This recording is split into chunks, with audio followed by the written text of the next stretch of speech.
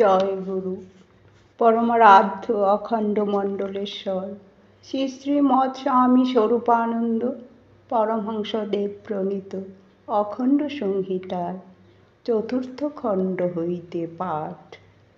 নামের মধ্যে বিশ্বের তত্ত্ব নিহিত। শ্রী শ্রী বাবামুনি বলিলেন, এখন প্রশ্ন দাঁড়াচ্ছে যে তোমরা চলবে কোন পথে?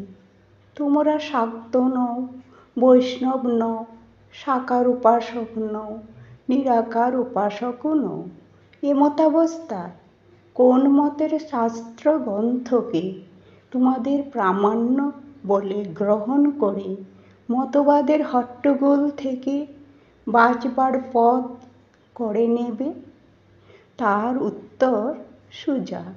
যিশুই বলো, মোহাম্মদ বলো, শঙ্কর বলো, আর চৈতন্য বলো, নানকই বলো, কবির বলো, সকলের জ্ঞানের উৎস ও ভগবানের নাম, মতবাদের উৎস ভগবানেরই নাম।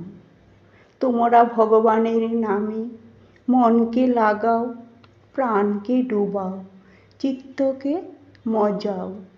জগতের আর সব কিছুকেই অতিরিক্ত জ্ঞান করে অনন্য শরণ হয়ে একমাত্র নামেরই ভজনা করো।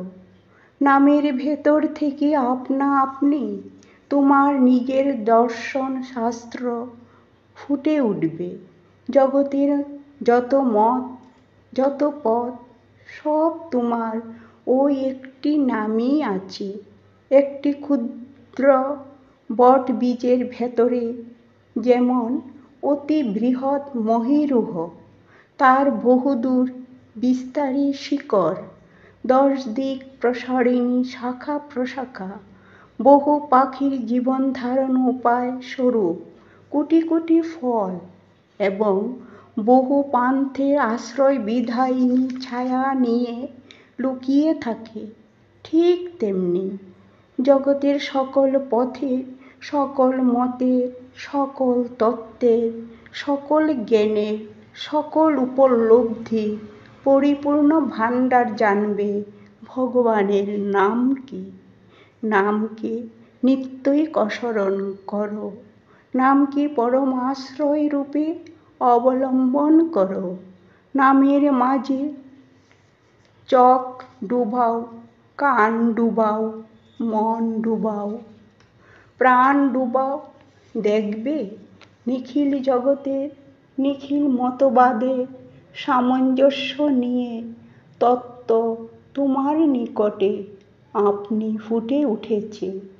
চৈতন্য বা শঙ্কর যার পদানত হয়ে তত্ত্বকে দর্শন করেছিলেন, অকপট হৃদয়ে, সহজ বিশ্বাসে, সরল আবেগে তারই পদানত হও। কোনো দ্বিধা, কোনো দ্বন্দ্ব আর থাকবে না, কোনো সংশয়, কোনো সন্দেহ আর তোমাকে পীড়া দেবার সাহস পাবে না। জয় গুরু, হরি ওম।